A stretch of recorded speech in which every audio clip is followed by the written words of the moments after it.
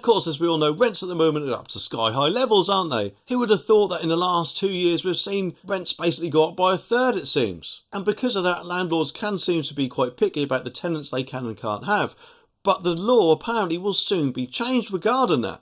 How often do you actually look through Rightmove or wherever at a place to rent and then come across things which will affect some people, such as no DSS, no families with children and things like that? Well, apparently all that is about to change. And that is because landlords and letting agents will be banned from openly discriminating against people on benefits and families with children, which will obviously be a relief for them, but it does make me wonder if landlords in general would then put up the rent, because they often seem to think that people like that would cause more damage. And admittedly, yes, in some cases they may do, but I'm sure the vast majority of them probably don't. And even though, of course, the house or flat, whatever you're going to rent, is the landlord's property, tenants, I'm sure, have a responsibility to keep it in good order and not, I don't know, damage the walls or do whatever. But of course, at the end of the day, if when a tenant moves out, as long as it's returned to how it was when the tenant first rented it, then, to be honest, I don't really see what the problem is.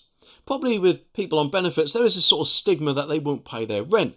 But if the rent is going to be paid directly to the landlord, that surely would help with all that. And yes, I know a few years ago, apparently the benefits people don't really like to tend to do that because they want to make people responsible for their own money, it seems, for when they eventually do get a job. And I understand that logic and thinking, but looking at it from the landlord's point of view, it does probably make them panic a little bit more if they're actually going to get paid their money. I also think it's a little bit unfair that if you see adverts sometimes saying no pets, so you can't even have a cat or dog in your own house, or the house you'll be renting. But at the end of the day, as long as it is put back to the condition it was in, then what is the problem? But anyway, the article says that landlords and letting agents will be banned from openly discriminating against families with children and benefit claimants, the government has announced.